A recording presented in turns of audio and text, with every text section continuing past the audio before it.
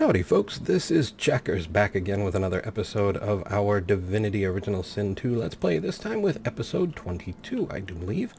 And well, we are about to get into a bit of an altercation, so let's get that started, shall we? Uh-oh, a save, you say? Wow, look at that. Okay, so let's take a moment. And we'll have Fane go over here. And Losa go over here. Sabile take a shot at going over here. And then Fane, I'm going to have you try to move up there. There we go. Okay, so what we want to do... Oh, well, here's a mage type. Maybe we should concentrate on him. Guess who's just in range? Oh no, he's too far. And he's the next one up. Okay, so maybe we don't want to do that. Maybe...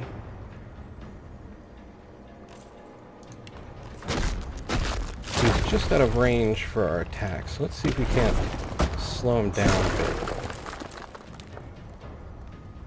Okay. And we've got a warrior over here.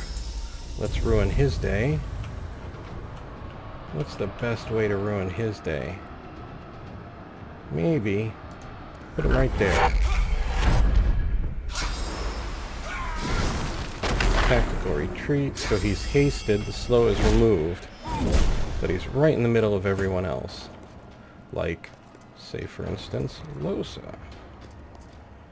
Pinned down, but resisted by physical armor.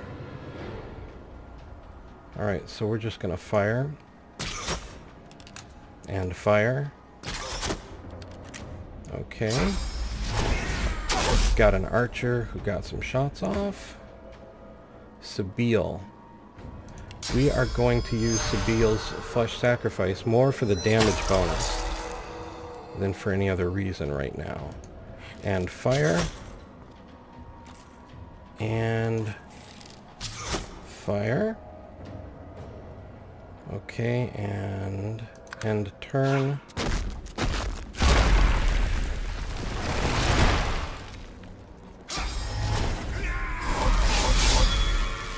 Okay, that's nice. And Fane. Open fire on this Trompdoy. 1 and 2. Interesting, that one's illusory. Who'da thunk? Crippled. But we still get our 4 action points, which is good. Trompdoy is close. Let's use our height advantage from, I believe it's called Sky Shot. Oh, this is the first episode with the new patch, so there's that too. Let's see. No, we don't have anything else physical at the moment. So we are... actually, that's not entirely true.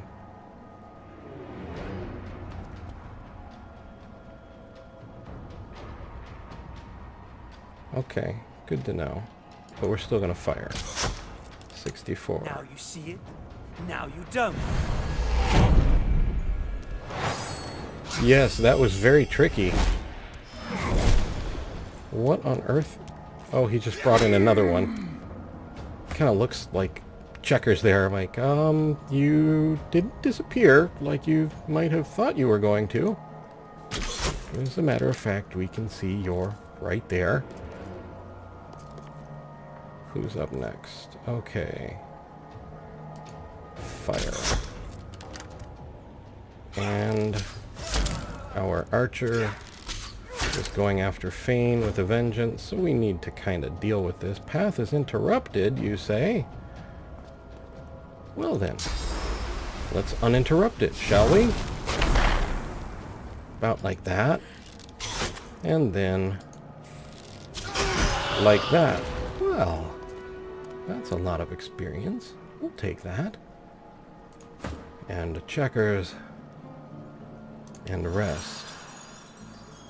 You always gotta watch out for those mages. Trompdoy is down. Band of Brachus. 9 magic armor, +1 intelligence, +1 constitution, set cursed. Gold to the touch of this ornate ring once belonged to Brachus Rex. Within the band is inscribed the name Cassandra. The soul-forged twin he turned into an undead lich to prolong his power. Indistinct, malevolent whispers issue from the stone. As you pick up the ring, you feel a cold, dark pain shoot up through the bones of your arm. Your mind itches. Oh. Sabine, do you have that cream? My mind is itching again. You don't hear, but feel a whisper in the cavity that functions as your ear. It tells you to slip the ring onto your finger. Well, as a general rule, things that speak into my ear cavities that are inanimate, I don't listen to. Spellcaster's fingers, 3 physical, 14 magic armor. Wooden targe, or targ, I don't know. Trompdoy's hatchet, 2 to 3 air. Damage +11 to 12 physical, +1 wits. Interesting. That would be good for like searching. Set shocked for 1 turn. 114 gold. Thank you very much for playing, Trompdoy. And because, hey, you know what? Fane, I need a favor. But first, let's get everybody back in line here. Fane. No, you need to come over a little further. Burn that off.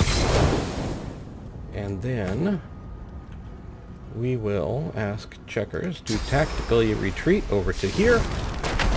Like that. And teleport yonder box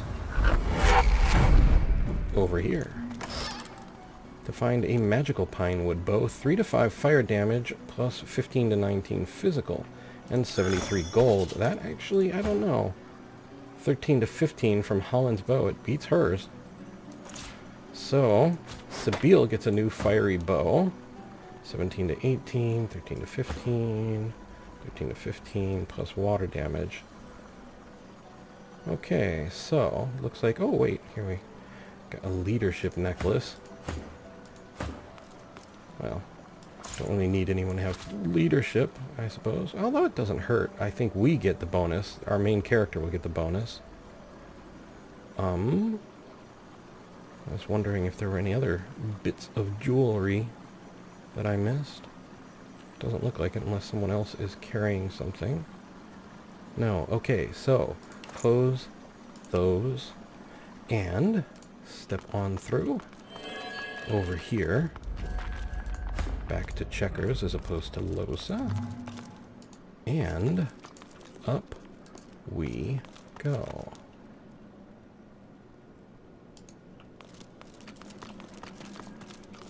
Oh, see, now this is a room I can get behind. That's plenty. All right. Well. Necromancer Tamsin's soul jar. The soul jar stands on its plinth, glowing softly. From within, you can almost hear the whisper of a voice. You know, I should probably try putting my hand on this and see what happens. You see, or rather, you feel a far-off land. Frozen breath hangs in the air, pine needles brush your cheeks, and in your arms you can feel a weight. A body, dead. But you have hope. Your vision swims. You're older, but perhaps not wiser. You march at the head of a shambling host, the enemies of Brachus Rex melting before you. The scene twists again. Now Brachus stands before you, a beautiful woman at his side. You lash out in treasonous rage, but cold arms bind you. You're sealed away in a tower. Your screams fill the darkness. You feel a jolt and open your eyes to see the soul jar before you, lying still in the vault. Your hand falls from the jar and grips the pillar, as you try to calm your ragged breathing. Why don't we just slip this right on into our backpack? The necromancer's memories fade to black, but the feelings remain. It's hard for me to be, completely upset with the whole necromancer's thing, seeing as my condition is what it is, but I'll be the forgiving sort of chap. Punishment must fit the crime, and maybe this doesn't. They may have been a necromancer, but they did not feel evil. Misguided, perhaps. Anyone who marches at the head of an undead host deserves whatever punishment they get. One must wonder how many more lives they took, how much more misery the scum caused. Losa, just, technically you're part of an undead host at the moment. Just thought I'd mention. Gold pile, 145 gold. Of course, we always want to take the paintings. A supernova skill book. Let's see. We'll hand that over to Fane at some point. A purging wand, you say? Look at that wand. It hums with inner source. Grants the skill Purge. And does 9 to 10 fire damage. And oh, here we go. Necromancer Rask's soul jar. The jar on the plinth before you seems ancient, but is in surprisingly good condition. It's covered in pictograms that you can't understand, but you're sure you just saw one of them move. And let's touch this one too. The pictograms spin to life, and you're dragged into a dream. You see the lizards of the ancient empire turning their backs on you, casting you out into the wilderness.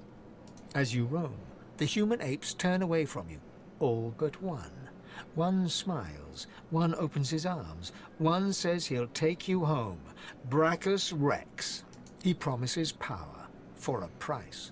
He picks off your golden scales, one by one, stripping you down to the bone. He promised you a crown, but all you got were shackles. You try to fight, try to reclaim what's yours, but a woman takes you by the hand and leads you to a tower. He promised he'd take me home, you cry. You are home, she smiles as she seals the door. This is where you belong. Oh. Your hand drops away from the soul jar, your bones tingling. In the back of your mind, you hear a small, scared voice whimper before fading to nothing. And we'll just slip this one in our backpack too. The long-dead lizard's visions fade. He committed his crimes out of pain, not malice. He ought to be forgiven. I can't help but sympathize with him. He just wanted to go home. No amount of loneliness excuses wickedness. He helped a monster for selfish reasons.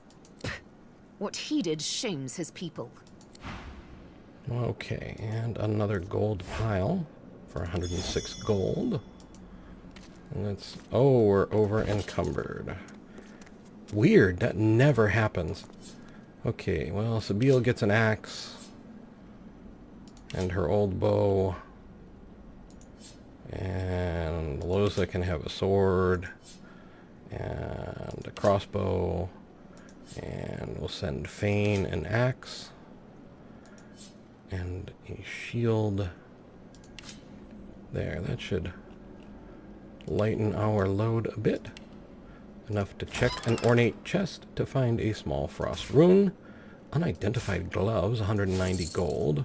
Medium earth resistance potion, piece of mind scroll, and the backlash skill book. Now, let's find those gloves and have Sabine do that thing that she does.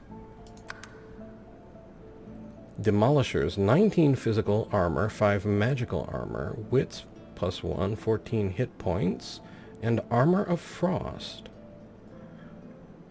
Really nice gloves, actually. Not that we can give those to her, but we could give them to Losa. And let's see, 5372. Yeah, probably give those to him. All right. Okay, so back to checkers. and Necromancer Gwick's soul jar. This jar glitters and glows. From within you think you can make out the distant sound of laughter. And touching the jar. With a jerk, your mind is pulled to a scene in a tavern.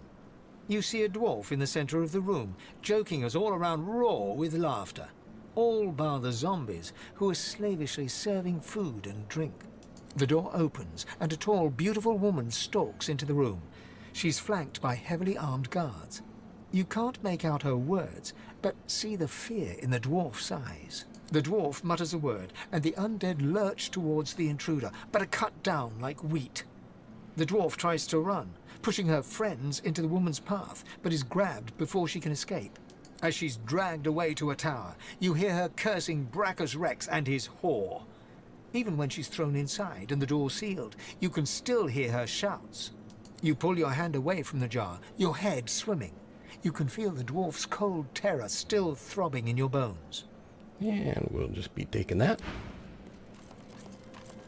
And I guess we'll be walking over there. The vision fades. Any sins can be forgiven under the right circumstances. She must have been acting against Brachus Rex, for him to have come for her like that. Keeping the dead as slaves. What a disgusting display. She deserved every punishment she got. Being locked in a tower was more kindness than any necromancer deserves. Uh-huh. Okay, and let's see Gratiana's soul jar. The jar before you may have looked opulent once, but no longer. Now it's covered in grime, its paint chipped away, and its jewels long stolen. The soul jar rocks slightly, light flashing from underneath its lid. On its rim, you can just barely make out the name Gratiana. And resting a gentle hand against it. As soon as you touch the jar's cracked surface, you see a vision of splendor. Silks, fine food, and decadent lechery. But underneath it all lies bone and blood. The vision shifts. You see burning villages, slaughtered women and children. You see her, purging wand in hand, standing amongst it all. She throws her head back and laughter echoes in your skull. A shadow falls across her, and you see a large, weeping face. She reaches out as if to comfort, but Brachus drags her back. You see her fall into the mire of the swamp, trapped. As you pull your hand away, you can feel a deep, longing sadness in your soul. Is it regret, or just sadness for a life that used to be? We'll take that. The terrible vision fades. No one is beyond forgiveness. Whatever her sins, she can always redeem herself. While she lived a selfish life, she seems to have repented. She should be forgiven. Whatever a person may have done in life, they can always be redeemed. However her life began, it ended well. No one should be damned because of their youth. Amen, sister. All right. And we'll be taking this painting here and adding it to our wares and checking out this gold pile for 101 gold, and then sidle over to this chest where we find a small masterwork rune. Not ruin, we're in a ruin. Anyway, let's wander. You made it all this way. You're back, huh? Yeah, we did. No thanks to you. I'm sorry. Really? He trembles and seems to shudder with a quiet sob. I'm cursed, you know. Bloody Brachus bound me here to protect his vault. He has my soul in that jar just there, and I can't leave without it. Huh. As long as the jar stays unbroken, I can never truly die. And what did you do to earn such a punishment? I don't rightly know. This was the Source King's way. Befriend you, then destroy you. I was a fool to expect I'd be an exception. Yes, you were. His favor was intoxicating. That's no excuse, but it is the reason.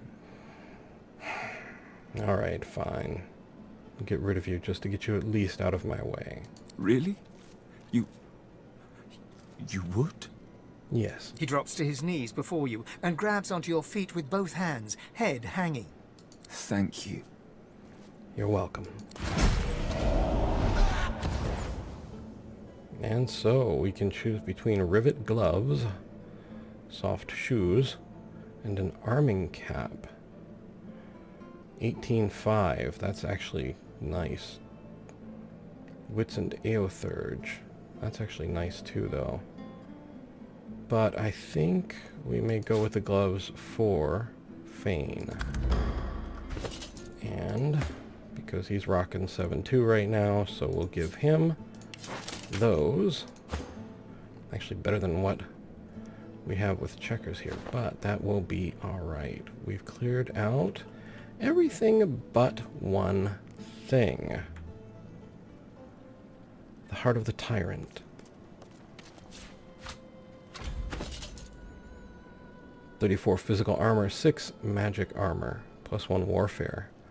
Looks awesome, doesn't it? Well, that's a bit of a tease, isn't it? Looks awesome except for, oh yeah, that. Just a little bit of fire. Nothing major. Okay, we will stop here in the treasure room and we will pick up again next time. There is one more thing to do here. For the moment though, I would like to say thank you for watching. I hope you found the video entertaining and maybe just a little informative. I would like to invite you to subscribe, like, and share if you so desire, and to ask you, above all, to please take care.